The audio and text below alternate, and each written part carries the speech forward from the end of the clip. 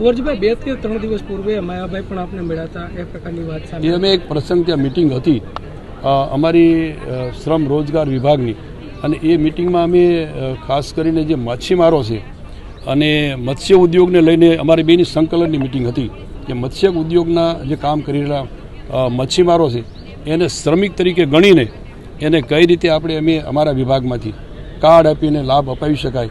મત્સ્ય ઉદ્યોગ છે એ જીતુભાઈ પાસે અને શ્રમિક વિભાગ છે મારી પાસે. અમે બંને ત્યાં મિટિંગમાં બેઠા હતા. મિટિંગ પૂરી થઈ ત્યાં માયાભાઈ આવી ગયા અને એક સાધુ પણ એમની સંત પણ એમની સાથે હતા. એટલે એ બધા મેં જોગાનો જોગ ત્યાં આ મિટિંગમાં ભેગા થયા. એમની સાથે કોઈ લેવા દેવા આ બનાવની કાંઈ લાગે વળગે નહીં, અને આ બનાવની ત્યારે મને જાણ પણ નહોતી, અમને એને બેમાંથી કંઈ જાણ નહોતી.